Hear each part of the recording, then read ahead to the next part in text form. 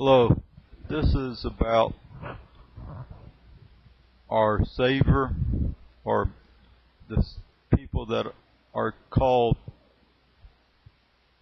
by many different names, and actually even our Savior, they have different names for Him as well. And all this has come about more recently, basically with the internet. And like so many other things, the internet is just changing the first plate, everything around us. Right off the bat, I realize I can't speak very well. I have a head injury, and that's just reality. But I hope you can bear with me until I get it out what I'm trying to say. But Jesus, and the reason I use this name is part of my head injury is I can't talk well about, like, the name Jesus I've known all my life, but His real name I can't speak well because I've not known it very long. But anyway, when I know it well enough, that's the name I'm going to call Him, because I'm just the littlest. But really what I want to talk about is the concept. It's nothing to do with the concept. It's really about how we can live, and live the best way for ourselves and everyone around us, and also by just coincidentally, it's also best for our God. I'm kidding about that one. But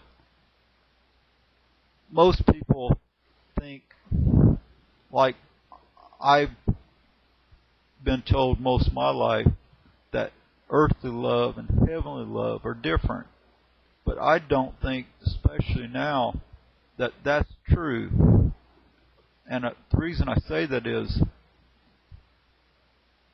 we now know, again, I think part of that is because of the internet, that Jesus, he probably, his original language was Aramaic, if I'm saying it correctly. His second language was Hebrew. And there's no indication of whether or not he actually knew the other one that most of our Bibles are based on, which is Greek.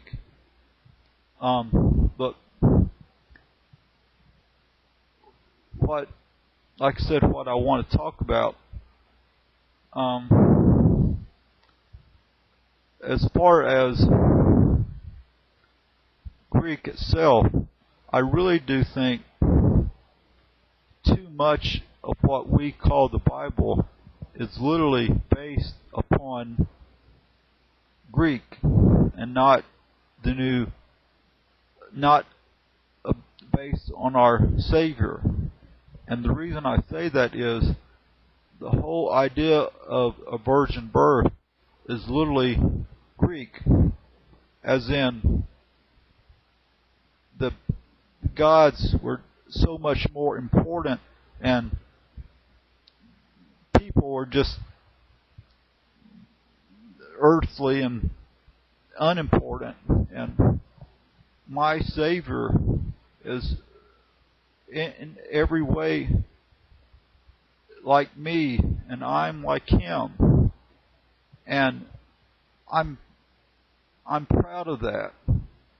And I literally think that's more biblical than what most of us have known all of our lives in terms of the virgin birth and all that.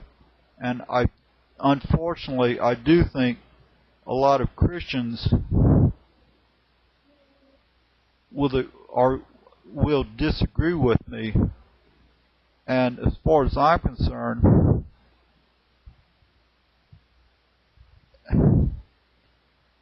we're not talking about who's right or who's wrong. We're talking about, is your God too small or not? Because really, everything we talk about when we talk about our Savior is just talk. And as far as I'm concerned, what Jesus was talking about was love.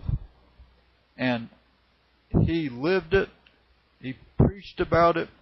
In the parables, he talked about how we could live and be and help other people and ourselves in the process. And that's what love is. And I don't believe it's the sweet by and by kind of love, and I don't think it's the hippie kind of love either. Just so I'm clear about that one. I think it's the sweet here and now kind of love that is hurting and sick and painful and all those other things that are real, but people still live and get over them and still live.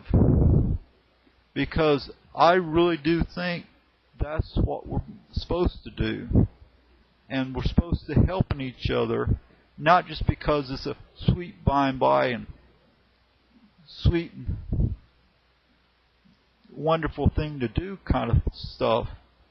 And unfortunately, I do think too many pulpits talk about that kind of stuff. But I'm convinced that Jesus was just as much talking about what I call the gritty kind of love, about the dirt and feet and hands kind of love, that it's literally, or another way I can say it is the best way to look at the sunset, or have kids, or have sex, or take out the trash. Every one of those, you can do them. Every one of them, you can do them either hatefully or with love. And you can decide which way you want to do it. But I'm saying, as loud as I can, you can better believe one way is a lot better than the other. And we have a choice. And really, I don't even like the concept of sin. Although I know it's talked about a lot in the Bible.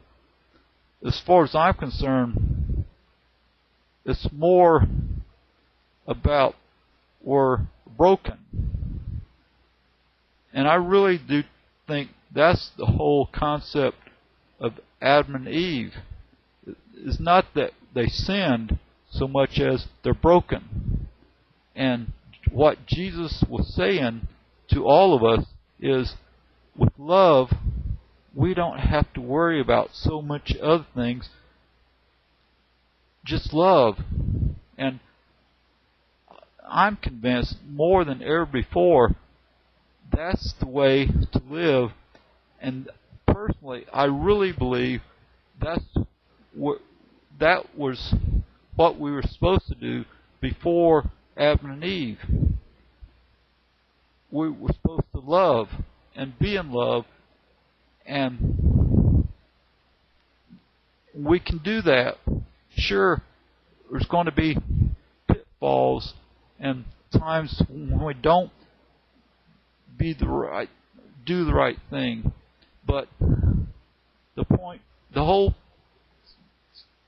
everything Jesus was talking about was with love. It's not a matter of do's and don'ts. It's a matter of when you do wrong, you can always do right. And there's a big difference in those. And anyway, I know I'm looking, I know I'm almost looking like I'm preaching or anything something like that, but I'm really just talking about love. And like I said, I'm not just talking about something we can't never really conceive or do a part of. I'm talking about the gritty love that literally is here and now and all around us. We just have to be a part of it. And like I said, literally, it is entirely. I hope what I'm saying is correct in terms of how I'm saying it. But anyway, love. It's not sweet by and by. And if it is, that's only half the truth. The other half is this sweet, near and here and now kind of love. And I want to do that, and I hope you can do that, because that's the way to go. That's the best way to take out your trash. And a lot of other things too. I hope you have a good day, and like I say often, I hope I'm having more than two cents worth in terms of what I'm trying to say to you. See you later.